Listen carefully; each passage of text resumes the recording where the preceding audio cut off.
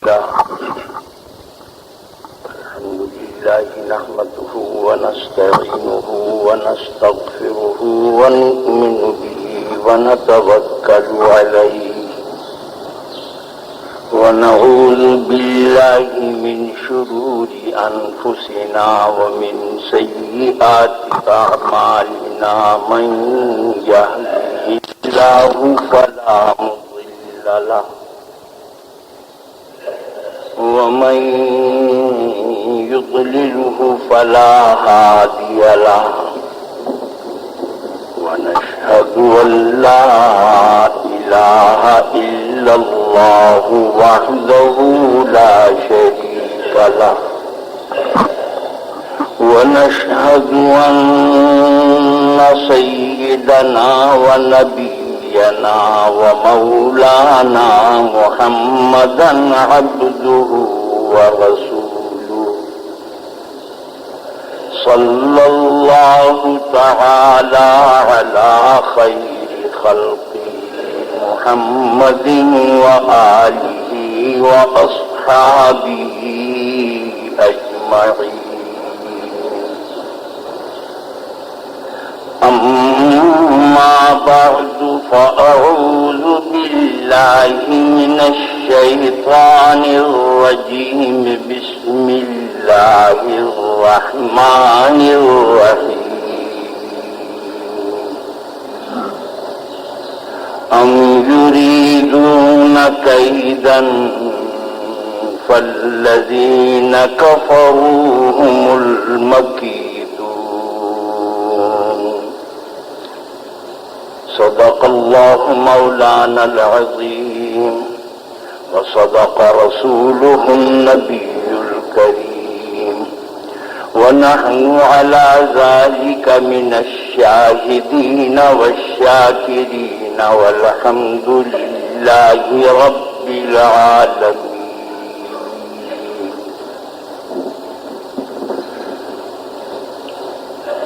بزرگان محترم، برادران عزیز،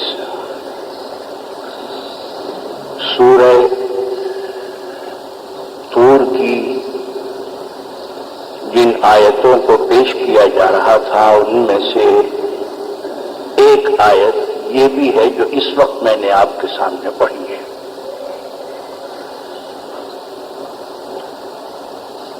تمہید کے طور پر یہ بات ضرور عرض کر دوں کہ تین بنیادی مضامین اس میں بیان کیے گئے تھے: توحید و رسالت اور آخرت.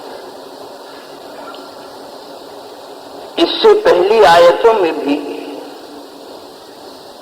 توحید کے بارے میں بھی اور رسالت کے بارے میں بھی عرض کیا گیا. گزشتہ جمعہ نبوت سے متعلق یہ آیت پیش کی گئی تھی کہ ام تسألهم اجرا فهم من مغرم مثقلون. یہ نبی اور یہ پیغمبر جو آپ کو راستہ حق کا دکھا رہے ہیں آپ سے کچھ معاوضہ تو نہیں مانگتے، کچھ اجر تو نہیں مانگتے آپ سے. اور ہر نبی اور ہر پیغمبر جب آ کر اپنی نبوت کا اعلان کرتا ہے تو کہتا ہے ما اسألکم علیہ من اجر ان اجری الا علی رب العالمین. میں آپ لوگوں سے کوئی معاوضہ، کوئی بدلہ، کسی قسم کا اجر مانگنے نہیں آیا ہوں. اسی لیے کہ حضور اکرم صلی اللہ علیہ وسلم کی تمام تعلیمات کا خلاصہ ہے تبلیغ، اور تبلیغ کی اجرت کسی نوعیت کی بھی ہو جائے. تعلیم علماء نے جائز قرار دیا ہے کہ اگر آپ کسی کو کوئی کتاب پڑھا رہے ہیں، کوئی فن پڑھا رہے ہیں، چاہے حدیث کا ہو چاہے تفسیر کا ہو، وہ اس کے لیے ہے کہ آپ نے اس کا ایک مقررہ وقت لیا ہے۔ تعلیم کا معاوضہ جائز ہے، تبلیغ کا معاوضہ جائز نہیں۔ جیسے پند و نصیحت کرنا ہے، واعظ اور تبلیغ کرنا ہے، ان چیزوں کا معاوضہ، بلکہ ان تمام چیزوں کا معاوضہ اسلام میں جائز نہیں ہے کہ جو خالص طاعت اور اللہ کی عبادت قرار دی گئی ہیں۔ جیسے نکاح، یہ بھی خالص عبادت ہے۔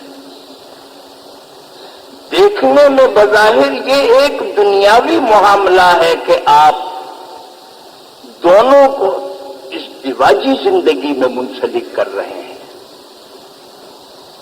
مگر یہ خالصتاً عبادت اور طاعت ہے۔ یہی وجہ ہے کہ اگر اس کی یہ حیثیت نہ ہوتی تو مسجد میں اس کی اجازت نہ ہوتی۔ چاہے بخاری اور قرآن شریف کی تجارت ہو، اگر آپ مسجد میں بیٹھ کر اگر آپ یہ کریں کہ میں یہاں قرآن شریف کے نسخے فروخت کر رہا ہوں اور بخاری شریف کی کتابیں فروخت کر رہا ہوں، جائز نہیں مسجد میں، کیونکہ یہ تجارت ہے، چاہے قرآن کی ہو چاہے حدیث کی ہو۔ لیکن نکاح کی اجازت اس لیے ہے کہ یہ خالص طاعت اور خالص عبادت و بندگی ہے۔ تو اسلام میں یہ اصول ہے کہ جتنی چیزیں خالصتاً عبادت اور طاعت کی ہیں ان پر اجرت فقہا نے جائز قرار نہیں دی ہے۔ سرکار دو عالم صلی اللہ علیہ وسلم کی پوری زندگی تبلیغ میں گزری ہے، اس لیے آپ نے جگہ جگہ فرما دیا کہ میں تم سے کوئی اجر، کوئی معاوضہ، کوئی بدلہ کسی قسم کا میں عوض نہیں چاہتا۔ آج کی آیت یہ بھی نبوت اور رسالت ہی سے متعلق ہے۔ فرمایا کہ ام یریدون کیدا فالذین کفروا هم المکیدون۔ یریدون عربی میں تو آپ کے اور ہمارے محاورے میں بولے جاتے ہیں، وہ نہیں ہے، بلکہ کبھی کبھی محبت کے معنی میں یا کبھی کبھی مقصد اور مراد کو بنانے کے معنی میں یہ لفظ بولا جاتا ہے۔ فرمایا کہ وَمَنْ أَرَادَ الْآخِرَةَ وَسَعَى لَهَا سَعْيَهَا، صرف ارادہ کرنا نہیں ہے وہاں،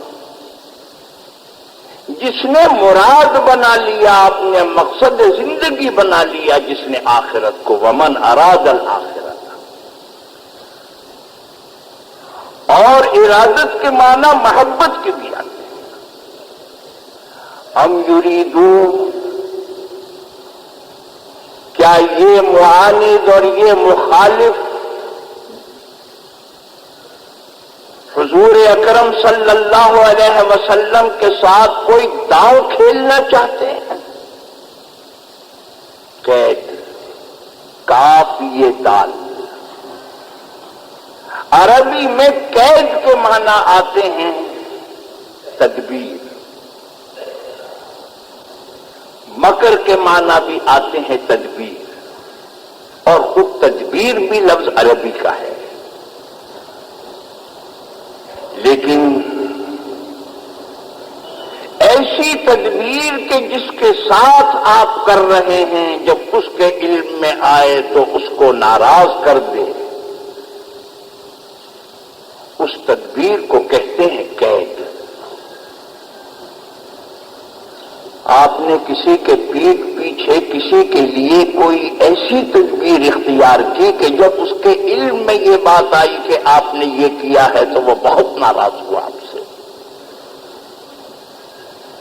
اس کا مطلب یہ ہے کوئی چھپی ہوئی، کوئی مخالفانہ تدبیر اگر کی جائے تو اس کو قید بھی کہتے ہیں، اسی کو مکر بھی کہتے ہیں، اور جس کا ترجمہ ہم اور آپ کرتے ہیں سازش، چال چلنا، داؤ کھیلنا، یہی اس کا ترجمہ ہے،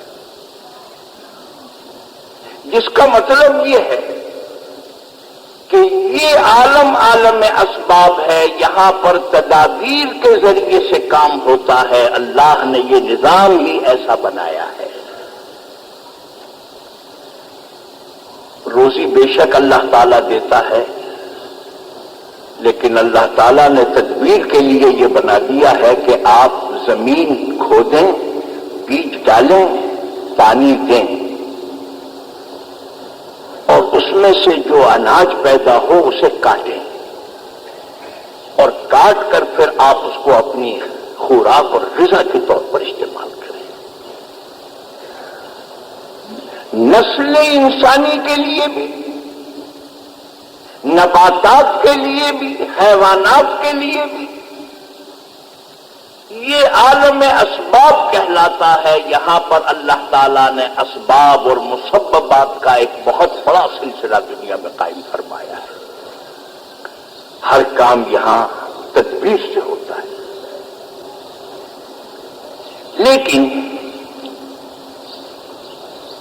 بعضی تدبیریں تو ایسی ہیں کہ جس میں اللہ تعالیٰ نے دنیا کے تمام انسانوں کو برابر کی سطح پر رکھا ہے۔ آپ اگر نعوذ باللہ خدا کو گالیاں دینے والے ہیں تب بھی، فاسق ہیں تب بھی، مشرک ہیں تب بھی، مسلمان ہیں تب بھی، سب کے لیے بعضی تدابیر ایسی ہیں کہ جن کے اثرات اور جن کی خاصیتوں میں اللہ تعالیٰ نے کوئی امتیاز نہیں برتا ہے، سب کے لیے یکساں ہے۔ جیسے خمیر گوزباں، پھلوں میں سیب، ان کی خاصیتوں کو اللہ تعالیٰ نے مسلم اور غیر مسلم کے لیے محدود نہیں کیا ہے۔ مسلمان کھائے گا تو تازہ خون پیدا ہوگا، خون صالح پیدا ہوگا، کافر کھائے گا تو خون صالح پیدا ہوگا، ملحد و زندیق کھائے گا تو خون صالح پیدا ہوگا۔ خمیر گوزباں کوئی مشرک کھائے گا تو اس کو فائدہ پہنچائے گا، مسلمان کھائے گا تو اس کو فائدہ پہنچائے گا۔ ان چیزوں میں اللہ تعالیٰ نے دنیاوی اثرات کے لحاظ سے سب کو برابر کیا ہے، اور اعمال اور اخلاق کی خاصیتوں میں بھی دنیا کی حد تک اللہ تعالیٰ نے سب کو برابر رکھا ہے۔ اگر کوئی ملحد و زندیق، کافر اور خدا کو گالیاں دینے والا اگر انسانوں کے ساتھ دیانتداری کا سلوک کرتا ہے، آپ سوچیں گے کہ انسانوں کے ساتھ وہ دیانتداری کیسے کرے گا جب نعوذ باللہ خدا کو ہی گالیاں دیتا ہے۔ بعض لوگ بڑے دیانتدار ہوتے ہیں، خدا ترسی کی بنا پر نہیں ہوتے، بلکہ ان کا پیشہ، ان کی دنیاوی منفعت۔ آپ نے بہت سو کو دیکھا ہوگا کہ بڑے بڑے بنیے ہیں اور بڑے بڑے مہاجن ہیں، بغیر کسی تحریر کے، بغیر کسی رسید کے ہزاروں لاکھوں روپیہ ان کے پاس آپ جمع کرا دیتے ہیں، آپ ان کے پاس زیور رکھوا دیتے ہیں، خاندانوں کے حساب ان کے پاس موجود ہوتے ہیں، سال ہا سال کے حسابات موجود ہوتے ہیں، مگر یہ معلوم ہوتا ہے کہ کہیں ایک پائی کی بھی کوئی خیانت نہیں۔ اس وجہ سے نہیں کہ اس کے دل میں آخرت کا خوف ہے۔ ان میں سے تو بہت سے ایسے بھی ہیں کہ جو آخرت کو مانتے ہی نہیں،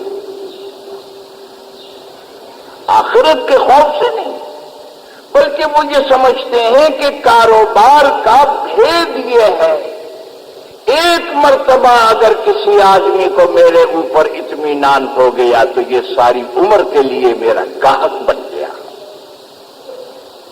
اور اگر ایک مرتبہ بھی اس کے دل میں خیانت پیدا ہو گئی، میری طرف سے بدگمانی پیدا ہو گئی، میں چاہے خانہ کعبہ کا غلاف بھی اوڑھ کے آؤں، یہ مجھ پہ بھروسہ نہیں کرے گا۔ اور یہ واقعی انسان کی نفسیات ہے۔ سہارنپور میں میری بالکل ابتدائی تعلیم کا زمانہ تھا، تو ایک دفعہ جب سردی کے کپڑے ہم رکھنے لگے تو کسی نے یہ کہا کہ صاحب اس میں فنائل کی گولیاں آپ رکھیں۔ ہم نے کہا کہ اچھا بھائی کہاں ملیں گی؟ انہوں نے کہا بازار میں ملیں گی۔ جامع مسجد کے نیچے ایک صاحب تھے، بیچارے بڑے متشرع، بڑے دیندار، ہم ان کے یہاں گئے، انہوں نے ہماری وضاقتہ سے پہچان لیا کہ یہ دینی مدرسے کے طالب علم ہیں۔ ہم نے کہا کہ ہمیں فنائل کی گولیاں چاہیے ہیں، آپ کے یہاں ہیں؟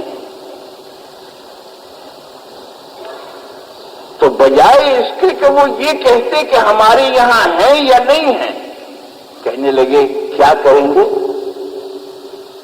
میں نے کہا کہ بھئی وہ گرم کپڑے اب موسم سردی کا جا چکا ہے، ان کو حفاظت سے رکھنا ہے، اس میں گولیاں رکھنے کے لیے چاہیے۔ تو وہ بڑی پیار و محبت سے فرمانے لگے کہ دیکھیے آپ طالب علم ہیں، میرے پاس گولیاں فنائل کی ہیں، میں ابھی دے دیتا ہوں آپ کو، لیکن میں آپ کو ایک ایسا نسخہ نہ بتا دوں کہ جس میں آپ کے پیسے بھی خرچ نہ ہو۔ میں نے کہا وہ کیا؟ کہنے لگے کہ آپ طالب علم ہیں، آپ بلا وجہ پیسے خرچ کریں گے، اور یہ گولیاں آتی بھی مہنگی ہیں، اب تو خیر سستی ہو گئی، یہ آتی بھی مہنگی ہیں، آپ ایسا کریں کہ نیم کے درخت سے پتے توڑیں اور پتے توڑ کے انہیں سکھا لیں، اور ان پتوں کو آپ کپڑوں کی تہ میں بچھا دیں، گولیوں سے زیادہ فائدہ ہوگا، آپ کے پیسے بھی خرچ نہیں ہوں۔ میں صاحب حیران ہوں، یہ میں نے پہلا دکاندار دیکھا ہے کہ جس کے پیش نظر میرا فائدہ ہے، اپنی دکان کا فائدہ نہیں ہے۔ ایک مرتبہ یہ واقعہ ہوا، لیکن اس کا اثر میرے دل پہ یہ ہوا، اور ہر انسان کے دل پہ یہ ہوتا ہے، بھئی یہ بہت خیر خواہ، بڑا ہمدرد آدمی ہے، یہ کبھی کوئی بے ایمانی کا سوال نہیں پیدا ہوتا ہے، کبھی زیادہ قیمت لینے کا سوال پیدا نہیں، جس چیز کی ہمیں ضرورت پڑتی تھی اس کے بعد بس ہم ان کی دکان پر جاتے تھے، آنکھیں بند کر کے لے آتے تھے، گویا ہم ان کی دکان کے مستقل گاہک بن گئے۔ اور حقیقت یہ ہے، مسلم قوم کی ساکھ بھی دنیا میں جب قائم ہوئی ہے، دنیا میں جب قائم ہوئی اس کی وجہ بھی یہی تھی۔ ایک شخص بکری خریدنے کے لیے گیا اور بکری خرید کے لیے آیا، وہ وہاں پر اس وقت ایک بچہ بیٹھا ہوا تھا، اس نے وہ بکری کی قیمت اسے معلوم تھی، اس نے بیچ دی۔ باپ آیا تو پوچھا کہ اس بکری میں ایک عیب تھا، خریدنے والے کو تو نے وہ بھی بتا دیا تھا یا نہیں؟ اس نے کہا نہیں میں نے تو نہیں بتایا۔ اس نے کہا تو پھر یہ پیسے تو میرے لیے حلال نہیں ہیں۔ تو نے دھوکہ دیا ہے خریدنے والے کو، اسے ڈھونڈنے کے لیے نکلا ہے، تلاش کر کے جب وہ مل گیا ہے تو اس کو بلایا اور بلا کے یہ کہا بھائی تم یہاں سے بکری خرید کے لائے ہو، وہ میرا بچہ بیٹھا ہوا تھا۔ اس بچے نے تھوڑی سی غفلت برتی، اس نے یہ نہیں بتایا کہ اس بکری کے اندر یہ عیب ہے۔ اب میں آپ کو بتاتا ہوں اس بکری میں عیب صرف یہ ہے کہ یہ بکری جب اس کے سامنے دانا یا چارہ ڈالا جائے کھاتی کم ہے، ضائع زیادہ کرتی ہے، یہ اس کی فطرت بن گئی ہے، یہ عیب ہے۔ اس عیب کے ہوتے ہوئے اگر آپ اسے خریدنا چاہتے ہو تو ماشاءاللہ کوئی ہے، لیکن میرا فرض ہے کہ میں آپ کو بتا دوں۔ یہ وہ دیانتداری تھی کہ جس کی وجہ سے لوگ یہ کہتے تھے کہ ارے بھائی مسلمان ہوتا ہے، اس میں تو خیانت آ ہی نہیں سکتی اور وہ بددیانت ہو ہی نہیں سکتا۔ تو میں یہ کہہ رہا تھا کہ بنیوں کی دیانتداری یا جو لوگ آخرت پر یقین نہیں رکھتے ہیں ان کی دیانتداری وہ دنیاوی مصلحتوں کی بنا پر ہے، اپنی ساکھ قائم کرنے کی بنا پر ہے۔ تو عرض میں یہ کر رہا تھا کہ بعض اعمال اور افعال ایسے ہیں دیانتداری مسلمان برتے گا انسانوں میں اعتبار قائم ہوگا، مشرک برتے گا لوگوں میں اعتماد بڑھے گا۔ اگر کوئی نصرانی یہودی اگر کوئی دیانتداری اختیار کرے گا اس کا اعتبار بڑھے گا۔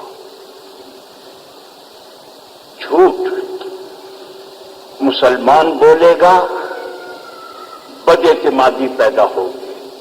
آپ یہ نہ سمجھیے کہ صاحب اگر کافر جھوٹ بولے گا تو بد اعتمادی ہوگی اور ہم تو مسلمان ہیں، ہم جھوٹ بھی بولیں گے تو ہمارا اعتبار ہے، یہ کبھی نہیں ہونے گا۔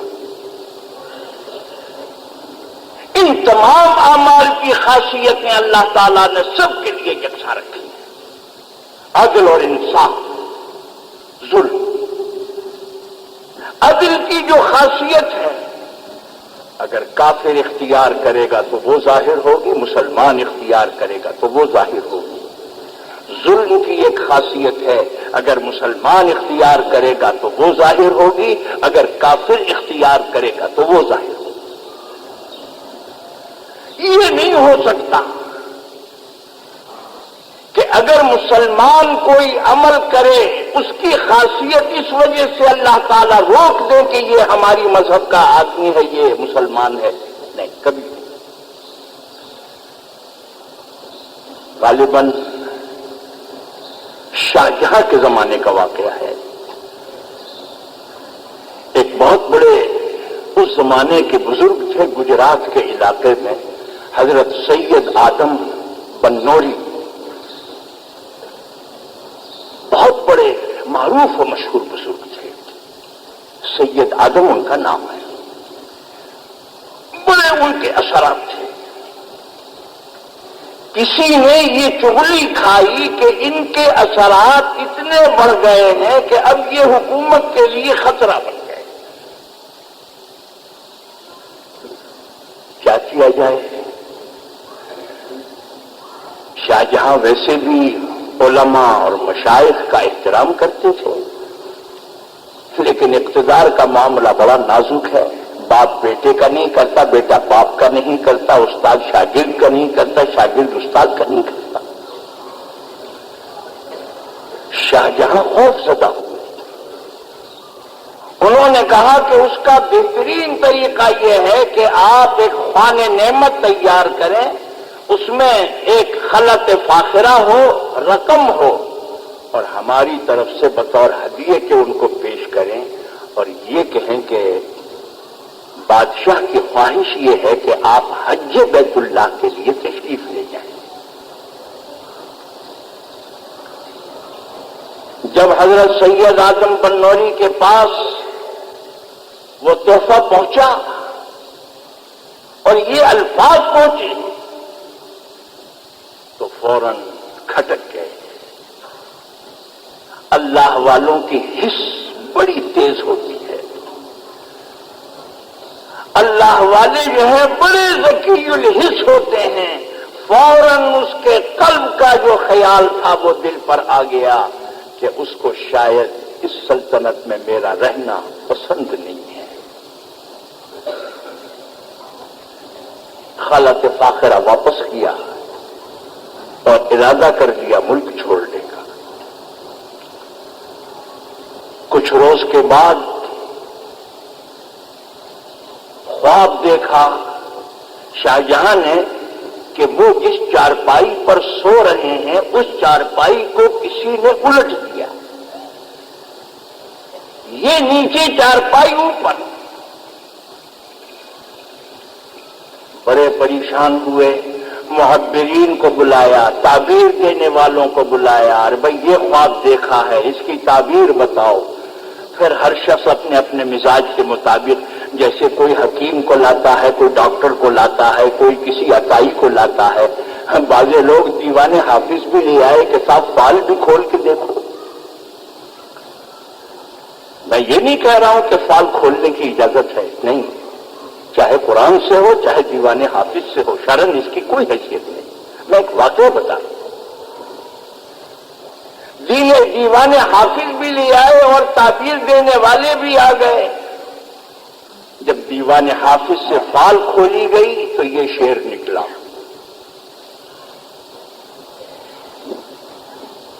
دیوان حافظ کا یہ شعر نکلا کہ جس کا حاصل یہ ہے, معاف کیجیے میں بھول رہا ہوں, جس کا حاصل یہ ہے کہ جس نے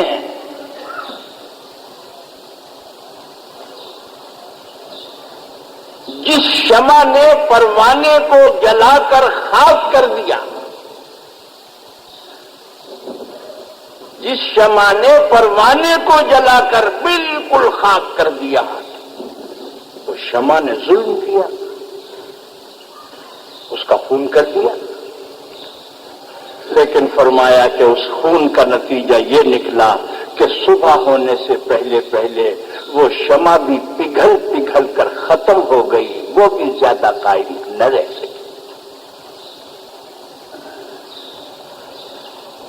جب یہ شعر نکلا تو فوراً لوگوں نے یہ کہا کہ وہ جس بزرگ کو آپ نے اپنے ملک سے جانے کے لیے کہا تھا, ایسا معلوم ہوتا ہے کہ اب یہ ساحت جب آپ نے خواب دیکھا ہے آپ کے ملک کی سرحد کو پار کر کے چلے گئے ہیں, اور ان کا جانا جو ہے یہ آپ کے ملک کے سماج کی علامت ہے.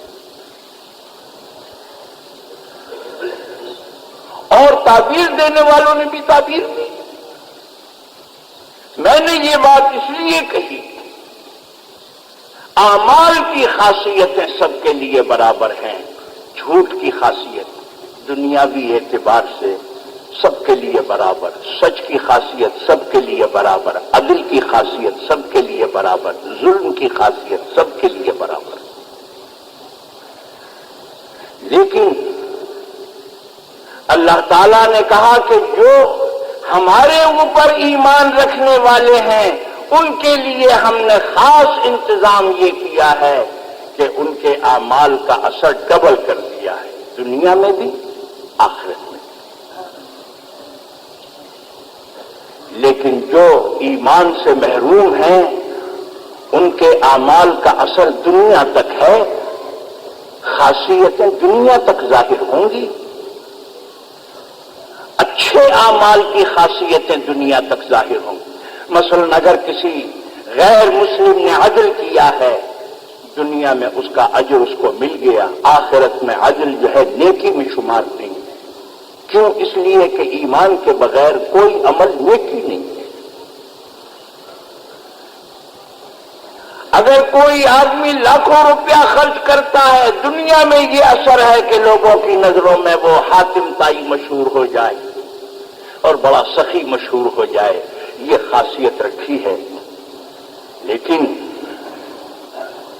آخرت میں اس کی کوئی حیثیت نہیں, اس کا شمار نیکی میں ہے. اور میں نے بعض دوستوں کو صرف سمجھانے کے لیے کہا، اس لیے کہ متکلمین اسلام، جن کو متکلم کہتے ہیں، علم کلام ایک مستقل فن ہے، متکلمین کا کام یہ ہے کہ وہ مثالوں سے سمجھائیں۔ مثال اور چیز ہوتی ہے، حقیقت اور چیز ہوتی ہے۔ مثلا حساب میں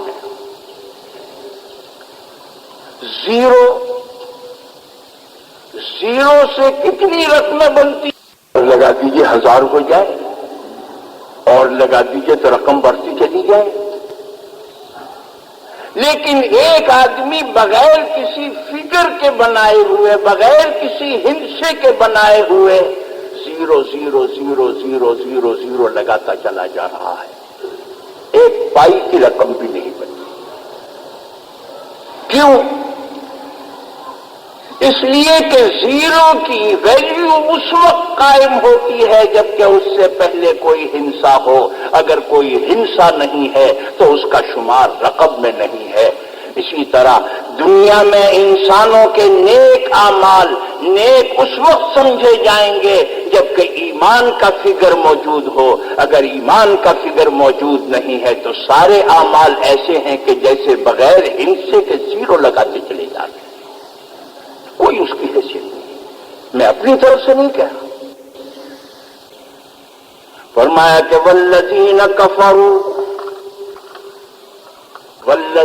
کفروا اعمالهم کسراب بقیعة یحسبه الظمآن ماء حتی اذا جاءه لم یجدہ شیئا۔ کافر اپنے اعمال کو دور سے دیکھ کے یہ سمجھے گا کہ جیسے کوئی لہلہاتا ہوا، موجیں مارتا ہوا دریا ہے، لیکن جب اس کے قریب جائے گا تو معلوم کہے گا کہ وہ یہ تو ریت ہی ریت ہے، مجھے تو ریت سے دھوکا ہو گیا، یہ تو اصل میں دریا نہیں، دور سے دریا نظر آتا ہے لیکن حقیقت میں یہ ریت ہے۔ تو میں یہ بات اس لیے عرض کر رہا تھا کہ تدابیر مومن کو بھی کرنی ہے، کافر کو بھی کرنی ہے، لیکن بعض تدابیر ایسی ہیں اللہ تعالی کے یہاں ان کی خاصیتیں اللہ تعالی نے مومن اور مسلمان کے لیے مقدر فرمائی ہیں، اور اس کا تعلق اللہ کی نصرت اور اللہ کی مدد سے ہے۔ یعنی اس کو یوں سمجھیے کہ تمام تدابیر، کئی دفعے یہ بات عرض کر چکا ہوں، ریلوے کا ایک نظام ہے، آپ نے دیکھا ہوگا کہ ایک ریل ہے جس میں 8-10 بوگیاں لگی ہوئی ہیں،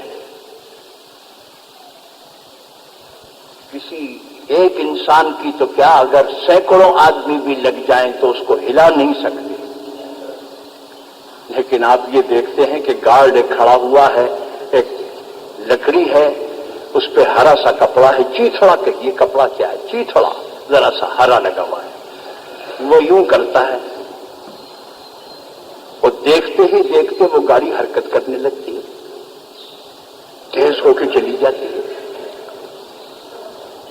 اور یہ اتنا بڑا اژدہا تیزی سے چلا جا رہا ہے، وہ گارڈ اگر اپنی لال جھنڈی ہلا دیتا ہے فوراً کھڑی ہو جاتی ہے۔ اب یہ زمانہ ایسا نہیں ہے کہ لوگ ان کی حقیقتوں سے واقف نہ ہوں۔ ایک زمانہ تھا کہ عرب کے لوگ ٹیلی فون پہ بات کرتے تھے تو حیرت ہوتی تھی، انہیں کہا کرتے تھے کہ الشیطان یتکلم فی، اس میں تو شیطان بول رہا ہے۔ اب حقیقت ان کی سمجھ میں آ گئی، تو اب آپ ایمانداری سے بتائیے، یہ گارڈ کے ہاتھ میں جو ایک ذرا سی لکڑی اور یہ ذرا سا چیتھڑا بندھا ہوا ہے، کیا اس میں یہ طاقت ہے کہ گاڑی کو چلا دے؟ کیا اس میں یہ طاقت ہے کہ چلتی ہوئی گاڑی کو روک دے؟ آپ سب کہیں گے کہ نہیں، یہ بالکل غلط ہے۔ گاڑی کو روکنے میں یا گاڑی کو چلانے میں ہری جھنڈی لال جھنڈی کے اس کپڑے اور اس لکڑی کو کوئی دخل نہیں ہے۔ چلانے والا انجینئر چلاتا ہے، انجینئر روکتا ہے۔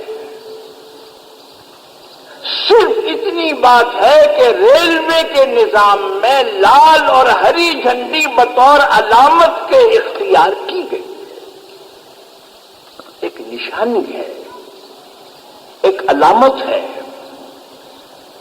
اور فرض کر لیجئے کہ اگر یہ علامت کل کو ختم ہو جائے، وہ صرف ہاتھ ہلا دے، یوں ہلا دے تو روک دینا اور یوں ہلا دے تو چلا دینا، کیا ہاتھ میں چلائے گا؟ آپ سمجھ گئے، گاڑی کو چلانے والا چلاتا ہے، روکنے والا روکتا ہے، جھنڈی کو کوئی دخل نہیں۔ بس کاش یہ بات بھی آپ کی سمجھ میں آ جائے کہ دنیا میں جتنی تدبیریں انسان کرتا ہے، ان تدبیروں کی حیثیت ہری جھنڈی اور لال جھنڈی سے زیادہ نہیں ہے۔ جو کام دنیا میں ہوتے ہیں وہ اللہ کی طرف سے ہوتے ہیں، آپ کی اس ہری جھنڈی اور لال جھنڈی سے نہیں ہوتے۔ آپ کی تمام تدابیر جو آپ کرتے ہیں ان کی حیثیت لال جھنڈی اور ہری جھنڈی سے زیادہ نہیں ہے۔ لیکن اگر آپ یہ کہیں کہ پھر صاحب ہم تدبیر نہ کریں، اگر آپ نہیں کریں گے تو ریلوے کے نظام کی خلاف ورزی کریں گے، جرم کریں گے۔ جس کو چلانا ہے گاڑی کو وہ تو پھر بھی چلا دے گا، جس کو روکنا ہے وہ تو پھر بھی روک دے گا، مگر اس کو سزا ضرور ملے گی کہ جس نے ریلوے کے نظام کی مخالفت کی ہے۔ اللہ تعالیٰ جب دینا چاہتے ہیں تو آسمان سے خوان نازل فرما دیتے، لیکن اگر کوئی شخص ساری تدبیروں سے ہاتھ پاؤں توڑ کے بیٹھ جائے تو یہ مجرم ہے۔ کیوں؟ اس لیے کہ اللہ نے جو نظام تدابیر کا مقرر کر دیا، اس نے اس سے ساتھ بغاوت کی ہے۔ تدبیر ہم کس لیے کرتے ہیں؟ ایک بڑا اچھا سوال کسی نے کیا تھا کہ صاحب جب سارے کام تقدیر سے ہوتے ہیں تو پھر تدبیر ہم کیوں کرتے ہیں؟ جب سارے کام تقدیر سے ہوتے ہیں تو ہم تدبیر کیوں کرتے ہیں؟ تو بہت سے لوگ تو اصل میں اس تقدیر کے بہانے سے اپنے ہاتھ پاؤں توڑ کے بیٹھ گئے۔ علامہ اقبال مرحوم نے ٹھیک کہا ہے کہ یہ خود کو بھی دھوکہ دے رہے ہیں، خدا کو بھی دھوکہ دے رہے ہیں۔ فرمایا کہ خبر نہیں کیا ہے نام اس کا، خدا فریبی کہ خود فریبی۔ خبر نہیں کیا ہے نام اس کا، خدا فریبی کہ خود فریبی۔ عمل سے غافل ہوا مسلمان، بنا کے تقدیر کا بہانہ۔ یہ دھوکہ دینا ہے۔ مولانا سے کسی نے سوال کیا تھا کہ کام جب سب تقدیر سے ہوتے ہیں تو تدبیر کے لیے کیوں حکم دیا گیا؟ فرمایا اسی لیے حکم دیا گیا ہے کہ تم تدبیر کرو، کام نہ ہو، تاکہ یقین ہو جائے کہ تقدیر کوئی چیز ہے، اس لیے حکم دیا ہے۔ اگر ہر تدبیر سے تمہارا کام ہو جایا کرتا تو کبھی تقدیر پر تمہارا ایمان نہ ہوتا۔ تدبیر کا حکم اس لیے دیا۔ بس اگر آپ یہ سمجھ گئے تدابیر بندہ کرتا ہے، اثر اس میں اللہ تعالیٰ پیدا فرماتے ہیں، اور باقی یہ جتنے کل پرزے ہاتھ آپ کو نظر آتے ہیں، خدا کے لیے آپ ان کو مدبر نہ سمجھیں، آپ ان کو فعال نہ سمجھیں۔ یہی وجہ ہے کہ ہم اور آپ اپنی تدبیر پہ بھروسہ کرتے ہیں، اللہ کی نصرت اور اللہ کی مدد پہ بھروسہ نہیں کرتے۔ اگر یہ بات معلوم ہے کہ خدا کی نصرت اور خدا کی مدد سے ہوتا ہے، تو میں آپ سے بس اتنی سی بات پوچھوں گا کہ اگر آپ کوئی ایسی تدبیر کریں جو تدبیر خدا اور رسول نے بتائی ہے، تو اس میں آپ کو خدا کی مدد ملے گی، یا ایسی تدبیروں میں خدا کی مدد ملے گی کہ جو خدا اور خدا کے رسول نے نہیں بتائی ہے؟ موٹی سی بات ہے۔ اگر آپ میں سے کوئی آدمی نکل کر میدان میں ایسا کام کرے جس کو حکومت بھی چاہتی ہو، پولیس تعاون کرے گی آپ کے ساتھ، انتظامیہ تعاون کرے گی آپ کے ساتھ، لیکن اگر آپ کوئی ایسا کام کریں کہ جو حکومت نہیں چاہتی ہے تو کوئی تعاون نہیں کرے گا۔ موٹی سی بات ہے۔ اگر آپ کوئی ایسی تدبیر کریں کہ جس تدبیر کے کرنے کا حکم خدا اور خدا کے رسول نے دیا ہے، ناممکن ہے کہ آپ ایسی تدبیر کریں اور اللہ کی طرف سے اس میں تاثیر اور نصرت حاصل نہ ہو جائے۔ لیکن اگر کوئی تدبیر ایسی کریں جو خدا اور خدا کے رسول کے خلاف ہے، تدبیریں کرتے کرتے تھک جاتے ہیں۔ حضرت مولانا احمد علی صاحب لاہوری رحمت اللہ علیہ ایک بڑا اچھا جملہ فرماتے تھے کہ اگر بھئی کوئی کام خدا کے حکم کے مطابق تم کرو، اس لیے کرو کہ اللہ تعالیٰ چاہتے ہیں، تب تو اللہ کی مدد ہوتی ہے، اور اگر تم کوئی ایسا کام کرو جو اللہ تعالیٰ نہیں چاہتے تو اللہ تعالیٰ غیر جانبدار ہو کے بیٹھ جاتے ہیں۔ اچھا کر کے دیکھ لو تو بالکل صحیح بات ہے۔ انہی تدابیر کو مدد ملتی ہے جو تدابیر انبیاء کرام علیہم الصلاۃ والسلام نے بتائی ہیں، خدا نے بتائی ہیں۔ اب سوچی ہوئی تدبیروں سے ہماری مشکلات حل ہوں گی یا نبیوں کی بتائی ہوئی تدبیروں سے ہماری مشکلات حل ہوں گی؟ سوچی ہوئی تدابیر سے حل نہیں ہوں گی، کبھی حل ہوئی نہیں۔ انہی تدابیر سے ہوں گی جو تدابیر اللہ نے بتائی، رسول نے بتائی، اس میں مدد ملے گی۔ میں کہا کرتا ہوں کہ ہم لوگ کام اسلام کے لیے کرتے ہیں، ایک قدم آگے بڑھتے ہیں، ایک اسلام کا حکم توڑتے ہیں، پھر دوسرا قدم آگے بڑھاتے ہیں، دوسرا حکم اسلام کا توڑتے ہیں، پھر تیسرا قدم آگے بڑھاتے ہیں، پھر ایک حکم اسلام کا توڑتے ہیں۔ ارے بھائی تم تو خدا کے احکام کو توڑتے ہوئے چل رہے ہو، نصرت تمہیں ملے گی کیسے؟ اللہ کی مدد کیسے ملے گی تمہیں؟ مدد ان لوگوں کو ملتی ہے چاہے کمزور ہوں، چاہے بے سر و سامان ہوں، چاہے تھوڑے ہوں، یہ کہیں کہ اللہ ہمیں نہیں معلوم کامیابی کیسے ہوگی، تو نے اور تیرے نبی نے یہی طریقہ بتایا ہے جو ہم نے اختیار کر لیا، اب یہ تیرا کام ہے کہ تو ان تدبیروں کو کامیاب بناتا ہے یا نہیں بناتا ہے۔ یہ صحیح طریقہ ہے۔ میں نے یہ بات اس لیے عرض کی، انبیاء کرام علیہم الصلاۃ والسلام مثبت اور ایجابی طریقے پر دین کو پیش کرتے رہے، لیکن دشمنوں نے منفی طریقے پر ان کا مقابلہ کیا۔ تدبیریں کون سی اختیار کی؟ پیغمبروں کو ایذائیں پہنچائیں، پیغمبروں پر تہمتیں لگائیں، پیغمبروں کے مرتبوں کو کم کرنے کی کوشش کی اور ان کو ہلاک کرنے کی کوششیں بھی کی، لیکن یہ سب کی سب رکھی رہ گئیں۔ جس نبی کو اللہ نے یہ توفیق عطا فرمائی کہ ہمیں تو صرف ایک کام کرنا ہے جو اللہ نے بتا دیا ہے، اس طریقے پہ چلنا ہے، اور کس طرح کامیابی ہوگی کس طرح نہیں ہوگی حدیث میں آتا ہے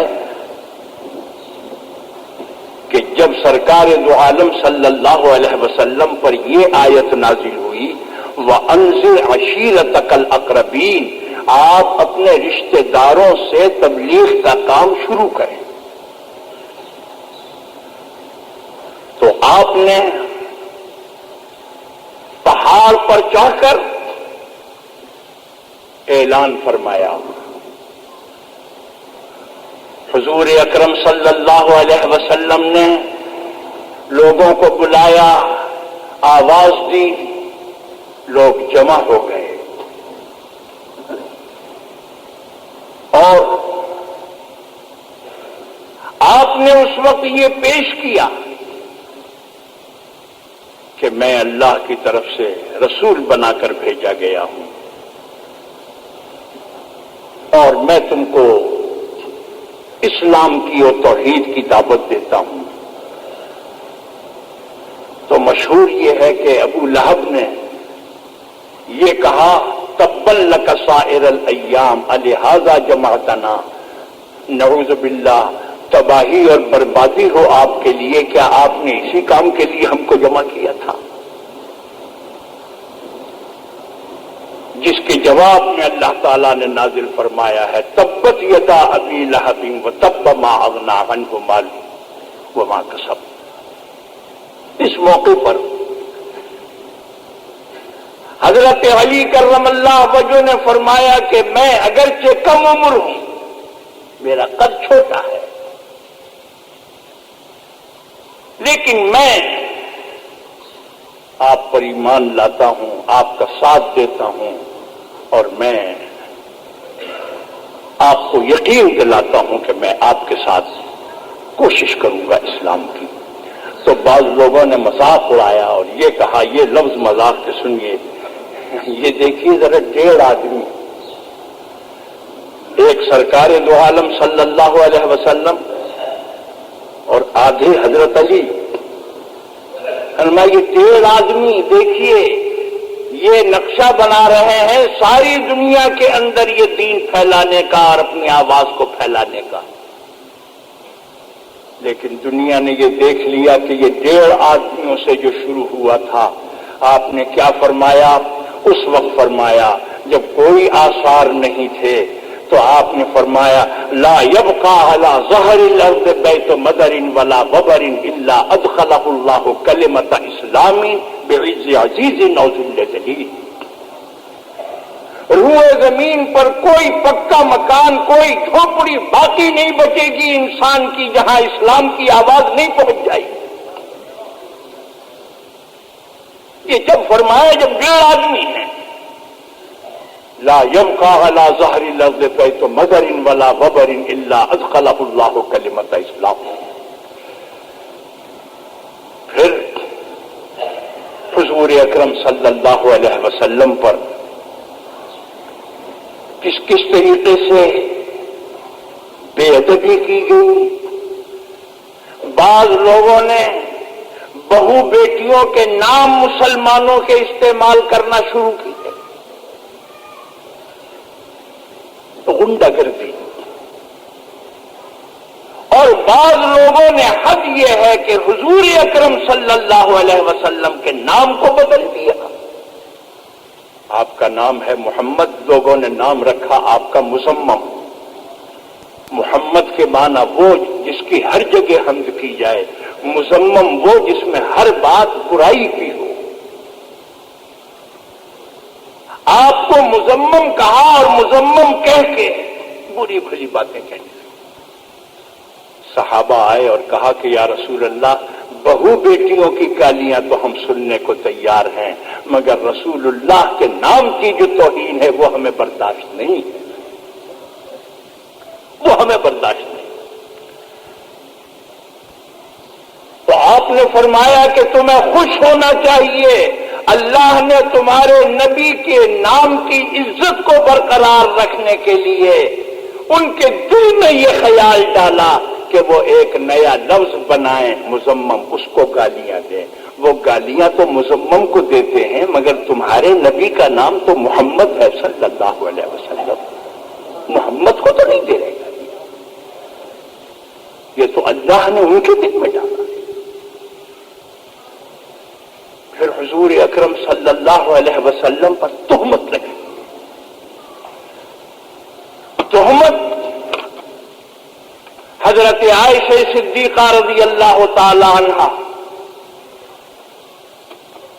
جہاد میں ساتھ گئی ہیں، عمر ان کی کم ہے، چونکہ اولاد بھی نہیں ہوئی اور قد و قامت بھی بڑا نہیں ہے، جسم بھی ہلکا ہے. آیت حجاب اور پردے کی آیت نازل ہو چکی ہے. جب حضور اکرم صلی اللہ علیہ وسلم تشریف لے گئے اور حضرت عائشہ صدیقہ آپ کے ساتھ ہیں، واپسی پر کچھ لوگوں کے درمیان یہ جھگڑا ہو گیا، ہم مہاجر ہیں ہم انصار ہیں، ہم مہاجر ہیں ہم انصار ہیں. آپ نے اندازہ لگا لیا کہ لشکر میں کچھ منافق شامل ہو گئے ہیں، جلد سے جلد واپس پہنچ جائے. آپ کا طریقہ یہ تھا کہ رات کو آپ ٹھہرتے تھے، صبح کو آپ روانہ ہوتے تھے، مگر یہ حالات چونکہ تھے اس لیے آپ نے رات کو زیادہ قیام کرنا پسند نہیں کیا. حضرت عائشہ صدیقہ اپنی ضروریات سے فارغ ہونے کے لیے جنگل میں گئی ہوئی تھی. آپ نے کوچ کا حکم دے دیا. جس پہ پردہ پڑا ہوا تھا وہ کجاوا اٹھا کے اونٹ پر رکھ دیا گیا. یہ اندازہ نہیں ہوا کہ حضرت عائشہ اس میں موجود ہیں یا نہیں. جب منزل پہ پہنچے تو پتہ چلا کہ حضرت عائشہ صدیقہ اس میں موجود نہیں. حضرت عائشہ صدیقہ واپس آئیں تو دیکھا کہ لشکر روانہ ہو چکا ہے. آپ نے کہا کہ مجھے یہیں پر ٹھہرنا چاہیے، کیونکہ آپ کسی نہ کسی کو تلاش کے لیے بھیجیں گے تو کہیں ایسا نہ ہو کہ میں کہیں بھٹک جاؤں. صفوان ابن معطل پیچھے سے آ رہے تھے. لشکر کا طریقہ یہ ہوتا ہے کہ بعض آدمی پیچھے رکھے جاتے ہیں کہ گری پڑی چیز اٹھا کے لے آئے. صفوان ابن معطل نے حضرت عائشہ کو آیت حجاب کے نازل ہونے سے پہلے دیکھا تھا، پہچان گئے. انہوں نے اپنا اونٹ بٹھایا اور کجاوا اتارا اور کجاوا اٹھا کر رکھ دیا. اونٹ کے اوپر نکیل پکڑ کے لے جا کے لشکر سے ملا دیا. لوگوں نے یہ مشہور کیا کہ نعوذ باللہ حضرت عائشہ صدیقہ جو وہاں پر رہ گئی ہیں اس میں کچھ دال میں کالا ہے، کوئی بات ہے کہ جس کی وجہ سے یہ رہ گئی. مطلب یہ ہے کہ نبی کی طرف سے بد اعتمادی پیدا ہو جائے. حضور اکرم صلی اللہ علیہ وسلم بہت پریشان ہیں. حق تعالی نے حضرت عائشہ صدیقہ رضی اللہ تعالی عنہا کی براءت کے لیے قرآن کریم میں آیت نازل فرمائی اور مسلمانوں کو تنبیہ کی. ان الفاظ میں تنبیہ کی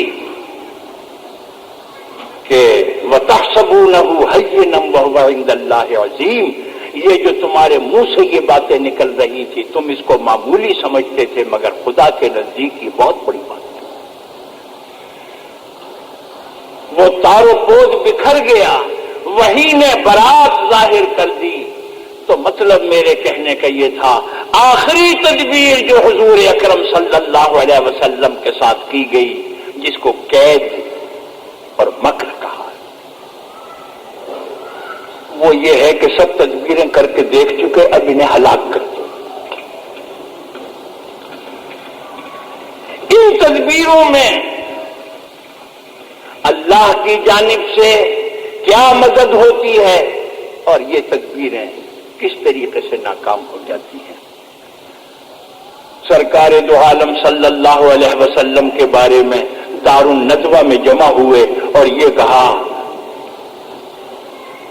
کہ ایک ہی طریقہ ہے اور وہ طریقہ یہ ہے کہ ان کو سب مل کر ہلاک کر دیں. قبائل کے سردار سب اپنے اپنے ہاتھوں میں تلوار لے کے کھڑے ہوں اور ایک ہی مرتبہ میں سب وار کریں تاکہ آپس میں قبیلے ایک دوسرے سے نہ لڑیں. یہاں یہ مشورہ ہو رہا ہے اللہ تعالیٰ نے فرشتہ بھیجا ہے سرکار دو عالم صلی اللہ علیہ وسلم کے پاس. آپ نے حضرت علی کو وہاں پر گھر پہ چھوڑا ہے اور اس کے بعد آپ اسی مجمع کے بیچ میں سے اللہ نے ان کی آنکھوں پہ پردہ ڈال دیا اور آپ ان کے بیچ میں سے آپ نکل گئے ہیں اور حضور اکرم صلی اللہ علیہ وسلم کو نہیں دیکھا. یہ وہ ہے جس کو قرآن کریم نے کہا وَإِذْ يَمْكُرُ بِكَ الَّذِينَ كَفَرُوا لِيُثْبِتُوكَ أَوْ يَقْتُلُوكَ أَوْ يُخْرِجُوكَ وَيَمْكُرُونَ وَيَمْكُرُ اللَّهُ وَاللَّهُ خَيْرُ الْمَاكِرِينَ. تم اپنی جیسی کرتے ہو، ناکام ہوتے ہو، تدبیر اللہ کی کامیاب ہوتی ہے. ایک بات اور بتا، حضرت موسیٰ علیہ السلام بیچارے بے زبان ہیں، طبیعت میں تیزی ہے لیکن بہت سادہ ہیں. اپنے بھائی حضرت ہارون کو لے کے پہاڑ پہ گئے، وہاں حضرت ہارون کا انتقال ہو گیا. اوہو، ساری قوم نے دیکھو تو یہ کیسے نبی ہے، اپنے بھائی کو قتل کر دیا. یہ کیسے نبی ہیں، اپنے بھائی ہارون کو قتل کر دیا. ان کو پہاڑ پہ لے گئے تھے. اب بنی اسرائیل کو اکسا رہے ہیں حضرت موسیٰ علیہ السلام کے خلاف. حدیث میں آتا ہے اللہ تعالیٰ نے ملائکہ اور فرشتوں کے ذریعے سے ان کی لاش کو اٹھوا کر قوم کے سامنے لائے اور دیکھا کہ ان کی لاش آئی ہے اور ان کی لاش پر کہیں کوئی قتل کا نشان نہیں. لوگوں کو یقین ہو گیا کہ واقعی قتل نہیں کیا گیا ہے، موت پا گئی. پھر حضرت موسیٰ علیہ السلام کو قارون نے ایک عورت کو بڑی رقم دی اور یہ کہا کہ جس وقت حضرت موسیٰ علیہ السلام واعظ کہہ رہے ہوں اس وقت تو واعظ میں جا کر سب کے سامنے یہ کہنا کہ یہ اپنے کو نبی اور پیغمبر کہتے ہیں اور میرے ساتھ ان کے ناجائز تعلقات ہیں. جب تو یہ جا کر کہے گی نبوت ختم. وہ لالچ میں تیار ہو گئی، واعظ کی مجلس میں بھی چلی گئی، لیکن اللہ تعالیٰ نے قلب تبدیل فرما دیا. عین واعظ میں جب پہنچی ہے اور پہنچ کر کہتی ہے بھائیو میں اس کا اعلان کرتی ہوں مجھے قارون نے بہت بڑی رقم دی ہے تاکہ میں حضرت موسیٰ پر اتہام لگاؤں اور تہمت لگاؤں، لیکن یہ بالکل پاک دامن ہیں، میں جھوٹ نہیں بولوں گی، اس لیے میں ان پر کوئی الزام نہیں لگاتی ہوں. حضرت موسیٰ علیہ السلام کی اللہ تعالیٰ نے وہاں پر حفاظت فرمائی. کہتے ہیں نا جسے اللہ رکھے اسے کون چکھے.